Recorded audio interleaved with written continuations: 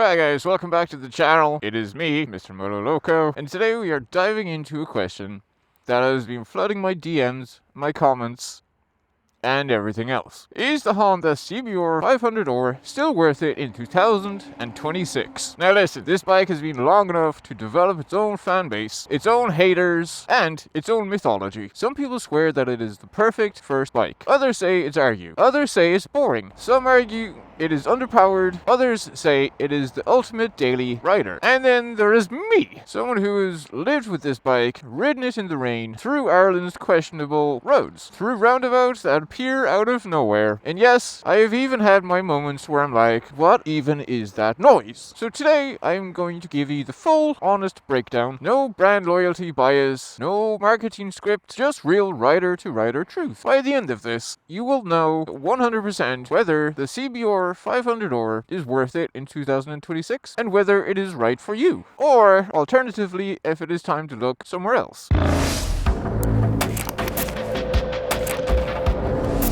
So what has actually changed with this bike by 2026? Well, let's start with this. Because people see a year number and think the bike is magically transformed. Spoiler alert. The CBR500R hasn't magically turned into a fire-breathing superbike. It's still the same platform that we know. A reliable, approachable, extremely forgiving parallel twin that refuses to die. By 2026, Honda have refined a few things. Slightly tweaked electronics, a bit of ECU smoothness, sharper styling updates depending on your region, but the real charm of the bike stays the same. And honestly, that's part of why this thing keeps selling. They haven't ruined it, they haven't overcomplicated it, they haven't stuffed it with subscription fees, they've kept it as a pure riding machine that just works. So when people ask, has it gotten better? The answer is incrementally yes, but when they ask, has it fundamentally changed? No. But that's good news. The power question. It's not powerful enough. I literally hear this every week. Look, if you're looking for a lightweight missile that launches your soul out of your helmet, then yeah, the CBR500R won't magically grow 50 horsepower just because the calendar turned to 2026. But power isn't the full story. Come on, keep up. Here's the truth. It feels pretty fast where it matters. City riding, rural twisties, overtakes,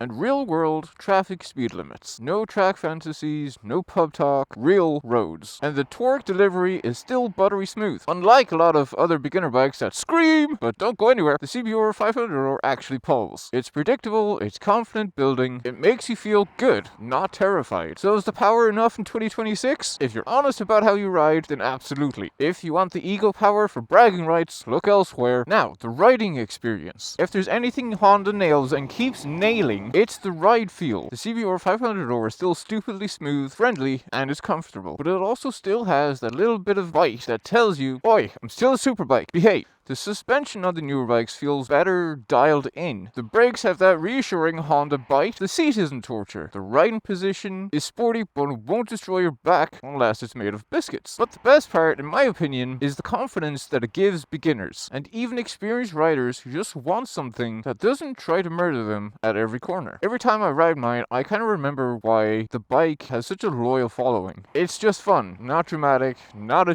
intimidating, just easy, predictable fun. Now the running costs. This is where this bike literally destroys its other competitors. Because in 2026, literally everything is getting more expensive. Fuel, insurance, helmets, even bloody oil change, lube is like a luxury now. And this is where the CBR500R absolutely shines. Fuel efficiency is brilliant. Maintenance is laughably cheap. Insurance is reasonable even for new riders. Parts availability for this bike, they're everywhere. Literally, just Google any part you need for the CBR500R, put in the year, and you have multiple choices.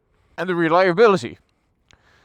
It's a Honda. Do you need to ask? So if you're commuting, or you're daily riding, or trying not to take out a mortgage just for your hobby, this bike still makes absolute sense in 2026. Now, how does it compare to newer bikes in its category? 2026 will bring out new competition, new 400s, new 450s, even a few spicy innovations by Kawasaki and Suzuki. Some of these bikes have more tech, more peak power, more bells and whistles. But here's the thing, not everybody needs or wants a TFT dash that looks like a PlayStation menu. Not every rider wants modes. And not everyone wants traction control on a 45 horsepower bike. The CBR500R still remains no nonsense, let's just go for a spin bike. And for many new riders, that simplicity is worth more than fancy electronics. So who's this bike still perfect for in 2026? Let's break it down honestly. If you are a new rider, this bike is still one of the best options on the planet. If you are a commuter, this bike is the king of reliability and cost efficiency. If you're a weekend warrior, it is still fun enough to keep